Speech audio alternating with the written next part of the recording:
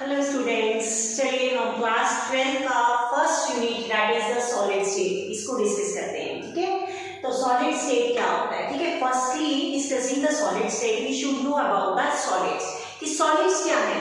ठीक है, सॉलिड्स सबको पता है बच्चे, सॉलिड्स क्या होते हैं? Solids are the states of matter which have definite shape and definite volume। ठीक, सॉलिड्स क्या होते हैं? जिनकी अपनी डेफिनेट शेप होती है और एक डेफिनेट वॉल्यूम होता है। ठीक है, जैसे फॉर एग्जांपल मैं इस मार्कर की बात करती हूँ, बेटा ये क्या है? मार्कर है। ठीक है, इसकी एक डेफिनेट शेप है, सिलेंड्रिकल लाइक शेप आ रही है, तो ये एक डेफिनेट शेप है। ठीक है, और अगर मैं बात करती हूँ definite volume, volume means space, इसने कितना स्पेस ऑक्यूपाई किया हुआ है। देखिए अगर मैं इसको अपने हाथ में रखती हूँ तो इट मींस इसने इतना स्पेस क्या कर रखा है? ऑक्यूपाई कर रखा है। तो that is the solid. Solids क्या होते हैं जनरली? सॉलिड्स वो स्टेट्स हैं मैटर के जिनका डेफिनेट शेप होता है और एक डेफिनेट वॉल्यूम होता है। फॉर एग्जांपल मैं इस व्हाइट बोर्ड की बात करती हूँ, that comes also in the category of solids. क्यों? क्योंकि ये देखिए ब्लैक बोर्ड है, इसकी एक डेफिनेट शेप है, स्फीयर जैसी शेप में रखी है इसने, और वॉल्यूम क्या है इसका? डेफिनेट है। क्यों? क्योंकि इसने इतना स्पेस लिया हुआ है, तो it means that is called the solids. Clear बच्चे? तो अब देखिए प्रॉपर्टीज। प्रॉपर्टीज क्या होती है सॉलिड्स की? प्रॉपर्टीज क्या होती है? जो सॉलिड्स के पार्टिकल्स होते हैं दे आर क्लोजली पैक्ड। तो मतलब क्लोजली पैक्ड पार्टिकल्स कैसे हम लिख सकते हैं? इस तरीके से शो कर सकते हैं इसको। देखिए ये मैंने पार्टिकल्स ले लिए और मैंने शो कर दिया ये क्या है? सॉलिड है, कि इसके पार्टिकल्स में जो स्पेस है वो बहुत कम है, they are closely packed. Clear? अब देखिए जैसे ये व्हाइट बोर्ड है, इसके भी पार्टिकल्स क्या है? जनरली क्लोजली पैक्ड है, तब जाके ये व्हाइट बोर्ड बना है। ठीक है ना, तो that is called the solid. ठीक है, फर्स्ट प्रॉपर्टी सॉलिड की कि they have closely packed particles. ठीक है, सेकंड हम कह सकते हैं कि सॉलिड्स आर हार्ड। हार्ड कैसे? अगर मैं बात करूं व्हाइट बोर्ड की, अगर मैं व्हाइट बोर्ड को इस तरीके से मारूंगी, टूट जाएगा क्या? बिल्कुल नहीं टूटेगा। क्यों? क्योंकि इसके पार्टिकल्स क्या है? क्लोजली पैक्ड है, और पार्टिकल्स जब क्लोजली पैक्ड होते हैं तो सॉलिड क्या बन जाता है? हार्ड बन जाता है। क्लियर बच्चे? सेकंड पॉइंट, तो हार्ड होने की वजह से जब इनको तोड़ना मुश्किल है तो इट मींस इनका मेल्टिंग और बॉइलिंग पॉइंट क्या रहेगा? हाई रहेगा। तो it means melting and boiling point is high.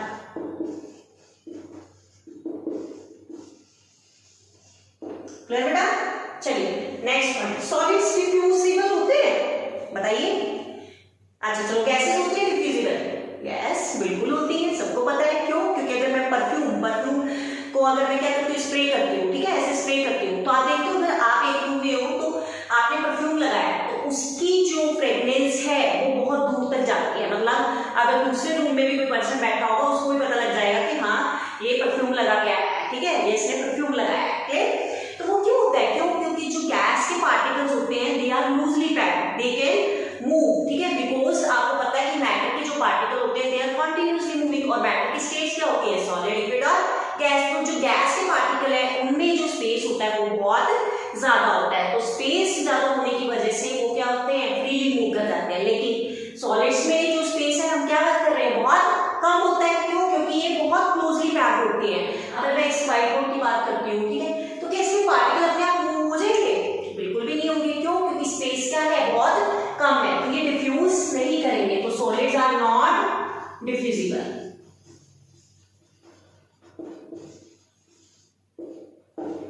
Clear बच्चे? अच्छा अब चलो एक बात और कर लेते हैं। ये मार्कर है, ठीक है, under the normal temperature and pressure. मैं कोई टेम्परेचर बढ़ानी नहीं, प्रेशर कम नहीं करनी, under the normal temperature and pressure अगर मैं इसको प्रेस करती हूँ, प्रेस करके ये सॉलिड से लिक्विड में चेंज हो रहा है? प्रेस करके हो रहा है? बिल्कुल नहीं हो रहा है। तो इट मीन जो सॉलिड्स है वो कंप्रेस कर सकते हैं? आप नहीं कर सकते। क्लियर? तो सॉलिड्स आर इनकंप्रेसिबल। क्लियर बच्चे? तो ये कुछ प्रॉपर्टीज थी जनरली सॉलिड्स की, जो कि हम ऑलरेडी पहले भी पढ़ चुके हैं क्लास 9 में। क्लियर? नेक्स्ट हम करेंगे टाइप्स ऑफ सॉलिड्स। तो बच्चे सॉलिड्स दो टाइप का होता है generally. First one is the crystalline and second one is the amorphous. Clear बच्चे? Crystalline solid is in your syllabus, ठीक है। amorphous आपके पास आपने एक डेफिनेशन लर्न कर लिया और पता होना चाहिए amorphous के बारे में कि amorphous सॉलिड क्या होता है, लेकिन क्रिस्टलाइन सॉलिड्स को आप डिटेल में इस चैप्टर में डिस्कस करेंगे, ठीक है बेटा। तो आपने सबसे पहले ये बात ध्यान रखनी है, जो भी हम इस चैप्टर में स्टडी करेंगे वो थोड़ा एज्यूम करके करेंगे, ठीक है ना। एज्यूम्पशंस पे ये चैप्टर थोड़ा सा बेस्ड है, तो आपने थोड़ा सा मतलब एज्यूम करना है और उसके अकॉर्डिंग आपने कॉन्सेप्ट लगाना है, क्लियर। तो first crystalline and amorphous solid, ठीक है। तो बच्चे क्रिस्टलाइन सॉलिड्स क्या होते हैं, ठीक है। क्रिस्टलाइन सॉलिड्स वो सॉलिड है जिनका एक डेफिनेट पैटर्न होता है, या फिर आप कह सकते हो एक रेगुलर पैटर्न होता है, ठीक है। क्रिस्टलाइन सॉलिड्स का क्या होता है, रेगुलर, या फिर आप बोल सकते हो डेफिनेट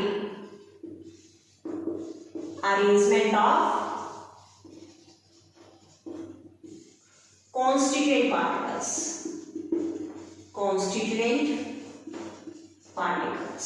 क्लियर बच्चे। फर्स्ट पॉइंट रेगुलर या फिर definite arrangement of constituent particles. अब कॉन्स्टिट्यूएंट पार्टिकल्स, ये पूरे चैप्टर में ये वर्ड आपको क्या है पढ़ने को मिलेगा कि कॉन्स्टिट्यूएंट पार्टिकल्स। ये कॉन्स्टिट्यूएंट पार्टिकल्स है क्या चीज बच्चे? तो कॉन्स्टिट्यूएंट पार्टिकल्स आपके कुछ भी हो सकते हैं, वो चाहे एटम्स हैं, चाहे आपके मॉलिक्यूल्स हैं, ठीक है, चाहे आपके आयंस हैं, कुछ भी हो सकता है, एटम्स, मॉलिक्यूल्स, ठीक है, आयंस। क्लियर हो रही है बात? चलिए अब रेगुलर और डेफिनेट अरेंजमेंट कैसे होता है वो हमें डिस्कस करना है। देखिए रेगुलर अरेंजमेंट या डेफिनेट अरेंजमेंट कैसे लेना है। सपोज मैं एक सॉलिड के अंदर एक क्रिस्टल ले लूं ए बी, क्लियर, और उसमें जो पार्टिकल्स हैं वो क्या है, ए एंड बी, ठीक है। सो पार्टिकल क्या होंगे, ए और B, A B then A B, then A के बाद बी, बी के बाद ए के बाद बी, बी के बाद ए, बी के बाद ए के बाद बी के बाद ए और ए के बाद बी।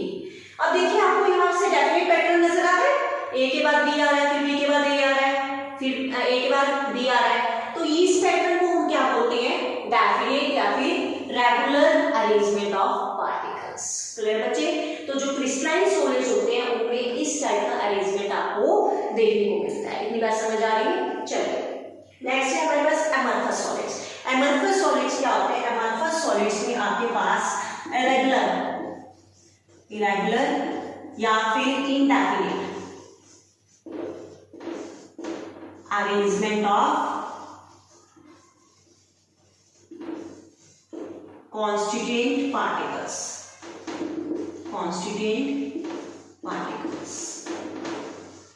क्लियर बच्चे?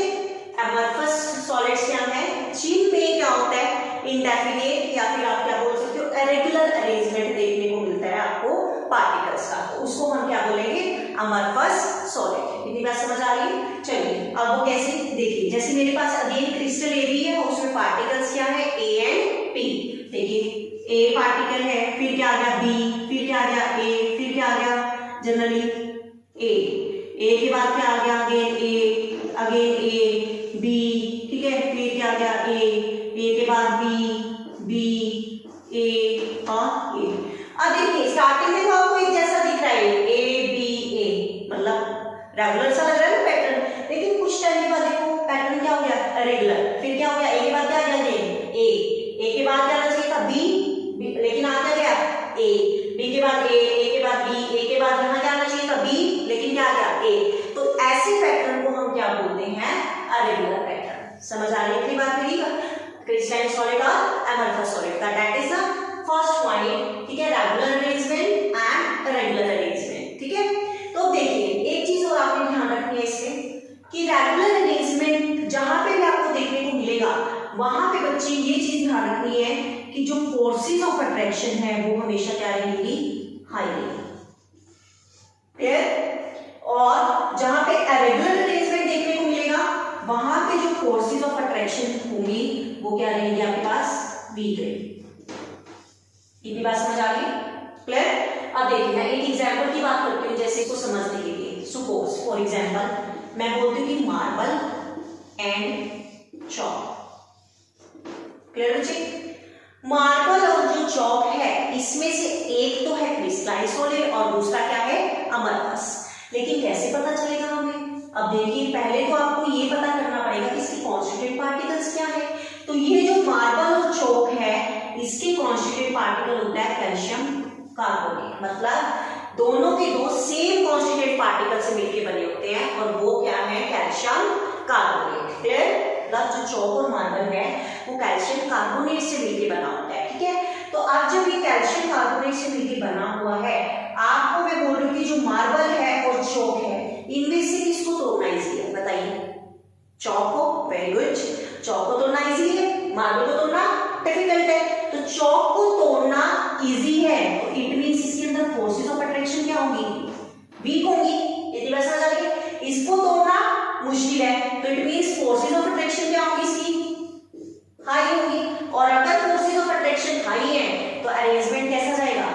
क्रिस्टलाइन। और चौक में फोर्सेस ऑफ अट्रैक्शन वीक है तो अरेंजमेंट कैसा जाएगा? एमोर्फस। क्लियर है? ये इतनी बात समझ आ रही है? ऑल्सो आपको समझ आ गया होगा कि मार्बल क्रिस्टलाइन सॉलिड में क्यों आता है और चौक एमोर्फस सॉलिड्स में क्यों आता है। ठीक है ना? क्यों? क्योंकि जो मार्बल का पैटर्न होता है वो एक डेफिनेट पैटर्न होता है। डेफिनेट पैटर्न की वजह से उसके अंदर फोर्सेस ऑफ अट्रैक्शन हाई होती है और उसको ब्रेक करना डिफिकल्ट होता है। जबकि अगर हम चौक की बात करें, चौक में जो फोर्सेस ऑफ अट्रैक्शन है वो क्या होती है? वीक होती है। और इनडेफिनेट, जहां पर भी इनडेफिनेट पैटर्न होगा वहां पे फोर्सेस ऑफ अट्रैक्शन आपको क्या मिलेगी? वीक मिलेगी। और जब फोर्सेस ऑफ अट्रैक्शन वीक होती है तो उस चीज को हम क्या है? इजीली ब्रेक कर सकते हैं। क्लियर? तो होप्स आपको फर्स्ट पॉइंट समझ आ गया होगा क्रिस्टलाइन और एमोर्फस सॉलिड क्या होते हैं। क्लियर बच्चे? चलिए अब सेकंड पॉइंट पे चलते हैं। सेकंड पॉइंट क्या है? क्रिस्टलाइन सॉलिड्स जो होते हैं they have sharp melting point. They have sharp melting point. Clear? And amorphous solids का क्या होता है? They do not have sharp melting point. Clear बच्चे? या फिर आप क्या लगा सकते हो कि इनका जो melting point होता है क्या विद इन रेंज होता है। क्लियर हो रही है बात? तो अब देखिए crystalline solid sharp melting point कैसे होता है टाइप का। क्रिस्टलाइन सॉलिड की मैंने अभी पीछे क्या बात करी थी, जो फर्स्ट पॉइंट पढ़ा था उसमें कि जो क्रिस्टलाइन सॉलिड है उसका फोर्सेस ऑफ अट्रैक्शन क्या रहता है? हाई रहता है। और फोर्सेस ऑफ अट्रैक्शन हाई रहेगा तो इट मींस वो सॉलिड क्या होगा? हार्ड होगा। क्यों? सॉलिड अगर हार्ड है तभी फोर्सेस ऑफ अट्रैक्शन क्या है? हाई है और तभी मेल्टिंग पॉइंट क्या है? ज्यादा है। तो अब देखिए शार्प मेल्टिंग पॉइंट का मतलब क्या है? अगर मैं सपोज बात करती हूँ आयरन की, ठीक है, सिंपल क्या होता है? एमडी। तो आपको पता है आयरन को ये तो है नहीं कि आप हाथ से तोड़ना शुरू करोगे टूट जाएगा, ऐसा तो पॉसिबल नहीं है। कुछ चीजें टूट जाती है, कुछ चीजें नहीं टूटती। क्यों? आयरन क्या है? हार्ड मेटल है। तो उसमें जो पार्टिकल्स है, पार्टिकल्स का जो अरेंजमेंट है वो क्या है? डेफिनेट अरेंजमेंट है। तो वहां पे फोर्सेस ऑफ अट्रैक्शन क्या है? हाई है। ठीक है, तो इनका शार्प मेल्टिंग पॉइंट कैसे होता है? मतलब क्या है? जो आयरन है जनरली अराउंड में बता दें क्योंकि आगे पीछे भी हो सकती है, इसका जो मेल्टिंग पॉइंट 1523 डिग्री सेल्सियस के आसपास होता है। ठीक है, 1500 ले लो, 1523 के आसपास। क्लियर? तो जो आयरन को जब तक आप इतना टेम्परेचर नहीं दोगे ना तब तक वो मेल्ट नहीं होगा। ये नहीं कि आपने 100 डिग्री देना शुरू कर दिया, 200 डिग्री देना शुरू कर दिया, वो मेल्ट होना शुरू हो गया, ऐसा नहीं है। जब तक इतना टेम्परेचर नहीं दोगे तब तक आयरन मेल्ट नहीं होगा। तो it means they have the sharp melting point. इतनी बात समझ आ रही है? अब अगर मैं बात करती हूँ अमरफस की, अमरफस में क्या कह रहे हैं कि उसमें शार्प मेल्टिंग पॉइंट नहीं होता। जो मेल्टिंग पॉइंट होता है विद इन रेंज होता है। फॉर एग्जांपल अगर मैं बात करती हूँ प्लास्टिक्स ले लेते हैं, ठीक है, प्लास्टिक एग्जांपल, प्लास्टिक बहुत सारी होती है, नॉर्मल प्लास्टिक की बात कर लेते हैं। ठीक है, तो अगर मैं कहूँ कि प्लास्टिक को आपने क्या करना शुरू करो? मेल्ट करना शुरू करो। तो प्लास्टिक क्या होती है? पहले सॉफ्ट होती है, ये नहीं कि एकदम से मेल्ट होना शुरू हो जाएगी। ठीक है, प्लास्टिक पहले सॉफ्ट होगी फिर उसके बाद मेल्ट होना शुरू होगी। ठीक है, जैसे पॉलीथीन को अगर आप जलाना शुरू करो, ये तो नहीं कि एकदम जल जाती है। पहले क्या होती है वो, अगर पॉलीथीन में आपने थोड़ी सी आग लगा दी सिकुड़ जाती है। सिकुड़ने का मतलब क्या है? वो सॉफ्ट हो रही है। सॉफ्ट होने के बाद वो क्या होगी? मेल्ट होगी। इतनी बात समझ आ रही है? तो जो प्लास्टिक्स है जनरली जब वो हम उसको मेल्ट करते हैं तो वो 140 डिग्री सेल्सियस पे क्या है? सॉफ्ट होना शुरू करती है और अराउंड 260 डिग्री सेल्सियस तक जब वो पहुंचती है तब जाके वो क्या जाती है? मेल्ट हो जाती है। तो इनका जो मेल्टिंग पॉइंट आ गया विद इन रेंज आ गया 140 टू 260 डिग्री सेल्सियस के आसपास। तो ये एक रेंज आ गई, इस रेंज में इनका मेल्टिंग पॉइंट लाई करता है। वो रीजन क्या है? क्योंकि हमारे पास सॉलिड्स में क्या होता है? इंडेफिनिट पैटर्न होता है। ठीक है, क्लियर? सेकंड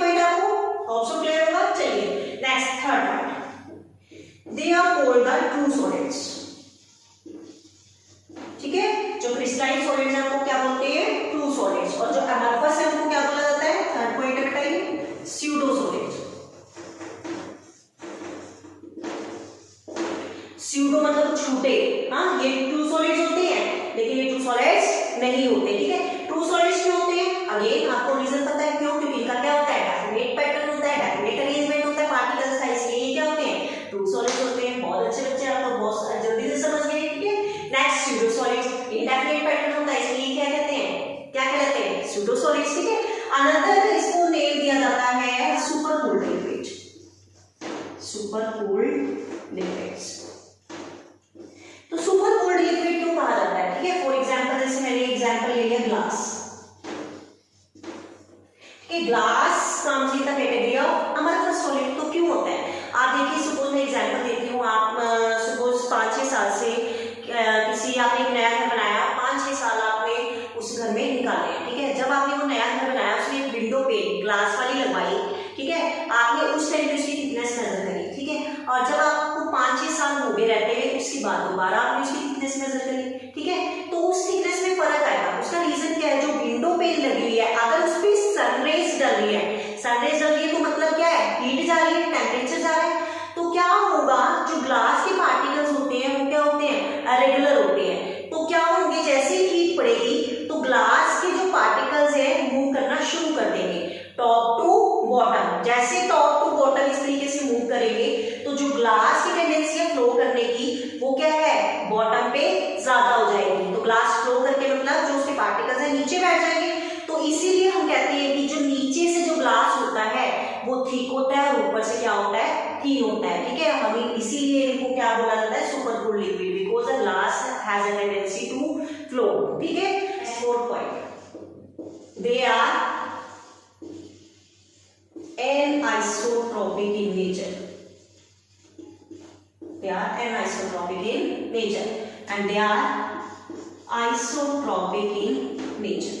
ये बेटा आपको समझना है anisotropy और आइसोट्रोपी क्या होती है, ठीक है। तो anisotropy का मतलब क्या होता है जनरली, अगर मैं बात करूं, which shows the different, ऐसे लगाओ, which shows the different physical properties in different direction, clear बच्चे। और आइसोट्रोपिक का मतलब क्या होगा, which shows the same physical properties in different direction, in different direction, clear बच्चे।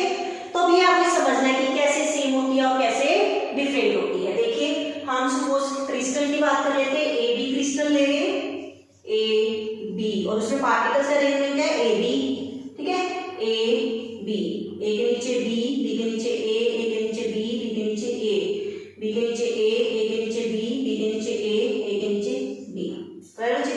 सपोज मैंने ऐसे अरेंजमेंट कर लिया, ये किसका अरेंजमेंट करा, क्रिस्टलाइन सॉलिड का, क्योंकि क्रिस्टलाइन सॉलिड में रेगुलर अरेंजमेंट होता है। तो एनिसोट्रोपी का मतलब क्या कह रहा है वो, कि डिफरेंट फिजिकल प्रॉपर्टीज होंगी इन डिफरेंट डायरेक्शन। तो फिजिकल प्रॉपर्टीज आपको पता ही है क्या होती है, बॉइलिंग पॉइंट हो गया, मेल्टिंग पॉइंट हो गया, डेंसिटी हो गया, रिफ्रैक्टिव इंडेक्स हो गया, ठीक है, these are called the physical properties. तो अब देखिए कैसे आपने देखना है कि डिफरेंट कैसे हो गया, आपने थोड़ा सा एज्यूम करना है चीजों को, ठीक है ना, क्योंकि आपको ये क्रिस्टल अभी तो नजर आ रहा है, लेकिन अगर आप 3D में देखोगे तो 3D में आपको ऐसे नजर नहीं आएगा, ठीक है। तो अब देखिए, हम जनरली हमारी जो भी चैप्टर की स्टडीज है वो सारी की सारी 3D बेस्ड है, ठीक है। तो अब देखिए कैसे हम करेंगे different physical properties in different direction. Suppose मैं मान लेती हूँ कि मैं इस डायरेक्शन में गई, ठीक है, और मैं क्या मेजर कर रही हूँ, डेंसिटी, ठीक है। इस डायरेक्शन में अरेंजमेंट देखिए, चाहे ऊपर वाला ले लो चाहे नीचे वाला, पार्टिकल्स का क्या अरेंजमेंट आ रहा है, ए बी, एक लेयर और ले लेते हैं हम, बी ए, ठीक है। अब अगर मैं इस डायरेक्शन में जाऊं, क्या अरेंजमेंट आ रहा है बेटा, देखिए बी ए, इतनी बात समझ आ रही। अगर मैं कोई भी डायरेक्शन ले लूं, ठीक है, इस तरीके से, जहां से 4 पार्टिकल आ जाए, इस तरीके से ले लें, ठीक है, ये चीज क्या है, बी, यहां से भी हम डेंसिटी कर रहे हैं, यहां से भी डेंसिटी कर रहे हैं, आ रही है समझ। तो आप देखो तीनों का 3 अरेंजमेंट अलग अलग है, ए बी ए, आगे ट्रिपल बी एंड बी, ठीक है। तो इसलिए हम मान सकते हैं कि हम किसी भी डायरेक्शन में जाएं तो वहां पर आपको फिजिकल प्रॉपर्टीज क्या मिलेगी, डिफरेंट देखने को मिलेगी। अगर हम इस डायरेक्शन में जा रहे हैं तब भी डिफरेंट है, इस डायरेक्शन में जा रहे हैं तब भी डिफरेंट है, और इस बताया, एज्यूम करके बताइए चीज कि इस तरीके से देखा गया है। क्लियर? अगर हम बात करें अमरफस की, तो अमरफस में देखिए कैसा अरेंजमेंट है आपके पास, रेगुलर है, ए बी ए, सपोज ए के बाद ए आ गया, बी के बाद ए आ गया, बी आ गया, यहाँ पर अगेन ए आ गया। ठीक है, यहाँ पर हम बात कर लेते हैं बी आ गया, बी आ गया, बी आ गया, यहाँ पर ए आ गया, ए आ गया, बी आ गया, ए आ गया और बी आ गया। अब देखिए, तो हमें यहाँ पर क्या देखना है, हमें यहाँ पर ये देखना है कि फिजिकल प्रॉपर्टीज सेम होती हैं हम अगर डिफरेंट डिफरेंट डायरेक्शन में जाते हैं। तो बेटा हम ये अज्यूम करके चल रहे हैं, ठीक है, मेरा पॉइंट ध्यान से सुनना, हम अज्यूम करके चल रहे हैं कि अगर हम डिफरेंट डायरेक्शन में जाते हैं तो वहां पर फिजिकल प्रॉपर्टीज आपको क्या मिलेगी, देखने को सेम मिलेगी। देखिए अब कैसे, देखो अगर मैं ये अरेंजमेंट करती हूँ, क्या आ रहा है मेरे पास अरेंजमेंट, ए बी ए, इस डायरेक्शन में मूव गई है, ठीक है, इस डायरेक्शन में मैंने मूव किया, ठीक है, तो क्या अरेंजमेंट आया, ए बी ए। क्लियर? अब मैं इस डायरेक्शन में मूव करूं तो क्या आएगा मेरे पास अरेंजमेंट, ए बी ए, ठीक है, कॉन्सिडेंटली सेम ही आ गया। ठीक है, अगर मैं इस डायरेक्शन में चलती हूँ, देखिए ये चीज क्या अरेंजमेंट आ रहा है, चाहे ऐसे ले लो चाहे ऐसे ले लो, ए बी ए। अब देखिए, अब हो गया मैडम, यहाँ पर अरेंजमेंट क्या आ गया, अलग आ गया। अब क्या है, प्रॉपर्टीज अलग होनी चाहिए, लेकिन हम क्या कह रहे हैं, प्रॉपर्टीज क्या होती है, सेम होती है। तो बेटा मेरी बात ध्यान से सुनो, हमने क्या कहा था, जो अमरफस सॉलिड्स होती हैं उनका क्या होता है, इरेगुलर अरेंजमेंट होता है, ए के बाद बी आ रहा है, बी के बाद ए आ रहा है, या ए के बाद ए आ रहा है, हमें नहीं पता क्यों, क्योंकि पैटर्न क्या है, इरेगुलर है, कुछ भी आ सकता है। क्लियर? तो अगर मुझे यहाँ पर पैटर्न सेम लाना है, मतलब अब जैसे ये है मेरे पास ए बी ए, ये दो लेयर्स तो मैच हो रही है, ए बी ए, तो ए यहाँ पर मुझे लेकर आना पड़ेगा, बी की जगह क्या लेकर आना पड़ेगा, ए, यहाँ पर ऑलरेडी बी है, यहाँ पर क्या है, ए है, मतलब मुझे इसको चेंज करना है। ठीक है, और ये वाली लेयर थी, तो अब हमें तो नहीं पता ना ए के बाद बी आ रहा है, क्यों, पैटर्न इंडेफिनिट है, हो सकता है यहाँ पर क्या प्रेजेंट हो, मैं ऐसे लगा देती हूँ स्टार की जगह, हो सकता है यहाँ पर क्या प्रेजेंट हो, ए प्रेजेंट हो, तो पैटर्न क्या बन गया, ए बी ए बी ए। ठीक है, इसलिए हम एज्यूम करके चलते हैं कि अलग अलग डायरेक्शन में जो फिजिकल प्रॉपर्टीज होंगी वो क्या होंगी, सेम होंगी। आ रही है बेटा मेरी बात समझ? तो लॉजिकली तो हम आगे लेकर चलेंगे चीजें, लेकिन इसको थोड़ा सा समझने की कोशिश करना, हम ये एज्यूम करके चल रहे हैं कि एनाइसोट्रॉपी को कैसे समझा गया और आइसोट्रॉपी को कैसे समझा गया। ठीक है, ऑल्सो आपको crystalline solid and amorphous solids में डिफरेंस समझ आ गया होगा। अगर स्टिल आपको कोई प्रॉब्लम आती है, you can ask, you can do the comments, I will surely help you. Thank you बच्चा।